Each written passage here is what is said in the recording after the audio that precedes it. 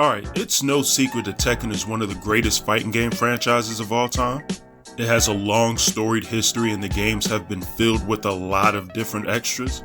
But we can't act like those Tekken extras aren't filled with a bunch of crazy experiments and mini modes. But aside from that, Tekken Force mode in particular is one of the more famous ones, and it led to an idea that I felt like was given up way too quickly.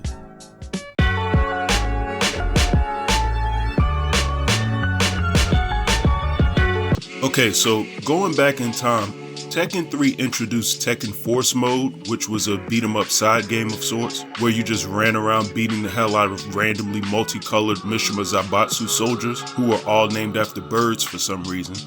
It was a means to unlock Dr. Boskanovich, and it was okay.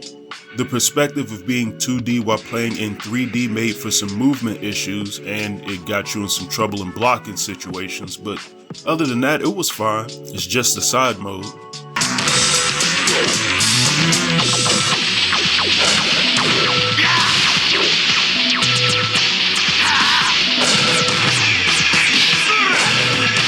However, by Tekken 4, they had cleaned that up quite a bit in a far better version of Tekken Force.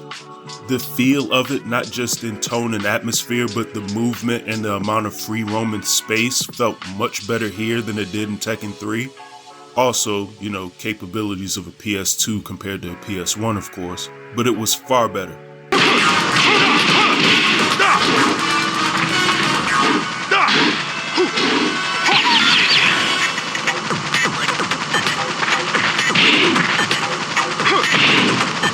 This version would be retooled in a single-player mini-campaign of sorts, in a story that was made specifically for Jin Kazama and Tekken 5 called Tekken Devil Within.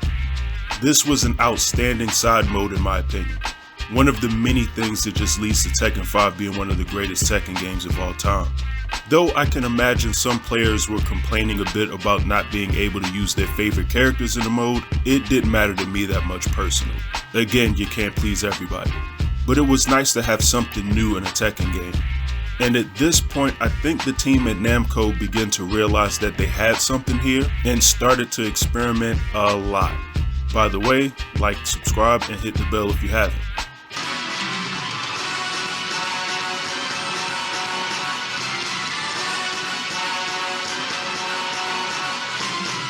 In 2005, they expanded on the idea of a single-player beat-em-up game, expanding on the story of a Tekken character, and released Death by Degrees, which had its issues, but to me, despite its flaws, mostly gameplay and camera related, it was still a pretty fun game, I'm not gonna lie. Just to have an open space sort of expansive Tekken game was pretty cool. The biggest crime to me was that it was a game that was based on Nina, but was loosely tied to the lore that we as the audience knew about Tekken.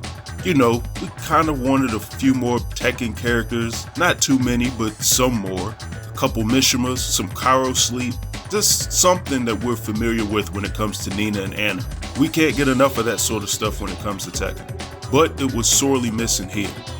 Now, the Tekken team also did make a game by the name of Urban Reign, which is a criminally underrated video game and is a lot of fun. If you can even find a copy or have the ability to play it now, I would actually advise you to do so. It's a lot of fun. Most people don't talk about it when they go back and look at PS2 games.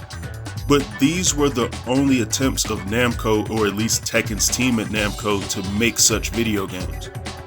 Like, what are we doing? Sometimes I sit up and ask myself, do these video game companies understand just how much money they're leaving on the table? It's like people that still beg NetherRealm to make a remake of Mortal Kombat 1 or the original trilogy, or at least bring back Shaolin Monks. Like, these companies, especially fighting game companies, just don't think of how much players like certain style of games or certain classic games being remade. I want to dive into Fantasyland for just a second. Come on this journey with me. Imagine a world of Tekken lore, exploration, openness, sort of like Death by Degrees or Tekken Devil Within, possibly even with the mechanics of a Tekken Force mode, maybe very similar to Devil Within as well, who knows? And then think about this game expanding on the series and the main characters that you play with are Brian and Yoshimitsu.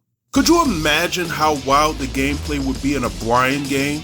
Or God forbid, a Ninja Yoshimitsu game? This could potentially be Metal Gear Rising levels of insane.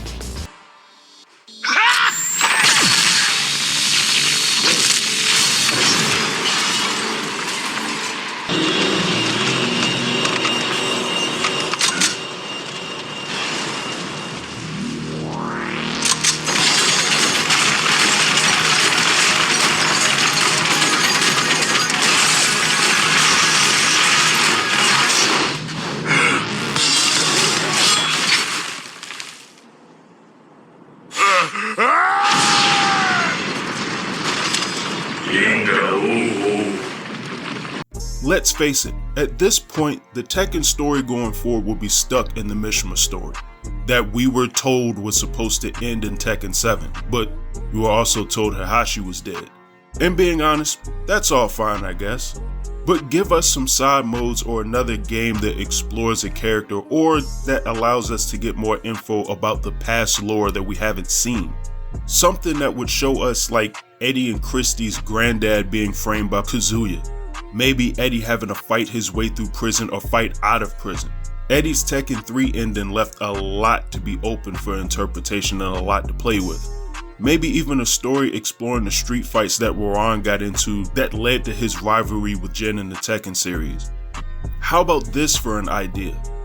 A game of any kind with Paul that would have me training with force law and martial law and would lead to me fighting with Kazuya and Jin and maybe get to ride around in a motorcycle. Like, the potential for what Namco or Bandai Namco could do with these Tekken characters in a game like this is massive. Tekken endings, as short as they may be, gave us a glimpse into each character's story, but there are so many stories that are almost begging to be used for Tekken's beat-em-up side games. Hell, if we really think about it, if the scenario campaign in Tekken 6 in hindsight was just a Lars game and the controls were simpler because of it, and not a representation of the entire story of Tekken 6, which is why the mode was lacking if we're being quite honest, they might have been onto something there.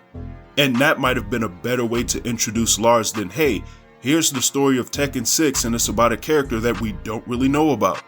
Even think of this. I recently did a video on Shin from Tekken Blood Vengeance. 85% of that movie was following around Chaoyu, Alyssa, and Panda. Now think for a second, if the movie itself was just the cutscenes, which isn't too far-fetched to Tekken if we think about it, and they just let us actually play through the story, what if Tekken Blood Vengeance was a game? Say what you will about Alyssa, but I'm not gonna complain about playing with anime chainsaw flying robot girl. That sounds like a bunch of chaos that I'm more than willing to sign up for. Or how about this final suggestion in this crazy amounts of abuse of hypothetical Namco games that I'm on right now? What if, and follow me on this one, we just did an all-out standalone sequel to Devil Within? Only this time, instead of just running around with Jin Kazama and the Mishima Zaibatsu, we actually go backwards and we explore the story of the original 2 Tekken games. We play with a young Kazuya Mishima after he's thrown off of a cliff and he's trying to fight his way into the King of Iron Fist tournament and take over the Mishima Zaibatsu. Hell, maybe we play all up until the point where he's thrown into a volcano. There is a lot for this series to actually play with outside of the core games.